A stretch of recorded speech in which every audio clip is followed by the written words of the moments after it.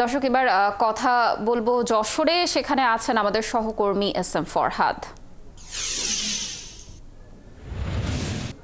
ফরহাদ, আমরা তো একটি বৈঠকের বিষয়ে জানতে পেরেছি, আপনি একটু জানাবেন যে দুই পক্ষের বৈঠক কি আসলে কোথায় হলো আর কি ধরনের আশ্বাস আসলে দেওয়া হয়েছে, এবং আন্দোলনকারীদের সব দাবি কি মেনে নেওয়া হলো কিনা, বিস্তারিত জানাবেন আমাদের।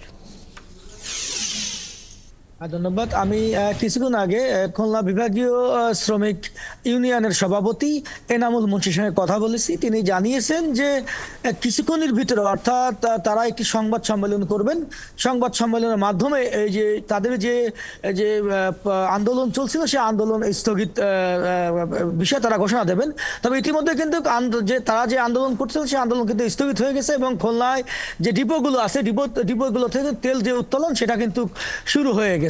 তো আপনি জানেন যে এই যে শ্রমিক ফেডারেশনে শ্রমিক ইউনিয়নের যে নেতা, তার যে একটি নাশকতা মামলায় তাকে আটক করা হয়, এবং এই আটকের কারণে মূলত তারা এই যে আন্দোলনে নামে।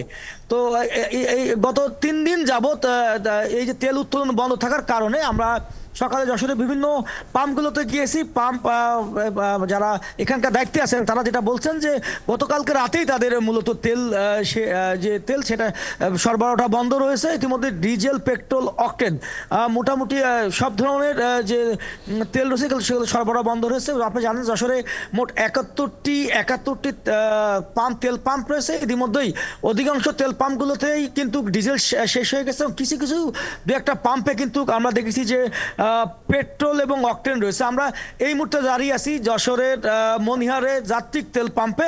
আমরা একটু এখানকার ম্যানেজারের সঙ্গে কথা বলতে চাই। আপনাদের পাম্পে কি অবস্থা? পাম্পে আজ 3 দিন তেল না আসার জন্য গতকাল বিকেল থেকে তেল শেষ হয়ে গেছে। 3 পর একটা তেলই শেষ হয়ে গেছে। এখন এই জন্য আমরা গাড়ি আসতেছে, গাড়ি ফেরত যাচ্ছে। তো আজকে সকালবেলায় 8:30টার দিক থেকে তেল খুলনা 3টে ডিপোয় তেল লোড শুরু হয়েছে, এবং আমাদের গাড়ি সেখানে একটা রয়েছে। আরও 7 কোম্পানির গাড়ি আছে, বাই সিরিয়াল অনুযায়ী লোড হবে। লোড হলে তেল আস্তে আস্তে সন্ধ্যা নাগাদ তেল পাওয়া যাবে। আপনি শুনছিলেন যে যদিও তেল উত্তোলন শুরু হয়েছে এবং যে তাদের যে আন্দোলন সেটা স্থগিত করা হয়েছে, তারপরেও তেল আসতে আসতে যশোরের পাম্পগুলোতে রাত হতে পারে, এবং রাত পর্যন্ত কিন্তু অধিকাংশই তেল পাম্প বন্ধ থাকবে। শ্রাবণী। ফরহাদ, আপনাকে ধন্যবাদ আমাদের সাথে যুক্ত থাকার জন্য। দর্শক, যেমনটি জানাচ্ছিলাম যে দুপক্ষের মধ্যে একটি বৈঠক হয়েছে, এবং বৈঠকের পরই আসলে তাদের যে কর্মবিরতি সেটি স্থগিত হয়েছে, এবং কিছুক্ষণ পরই সংবাদ সম্মেলনের মাধ্যমে তারা আনুষ্ঠানিকভাবে স্থগিত হওয়ার বিষয়টি জানাবে।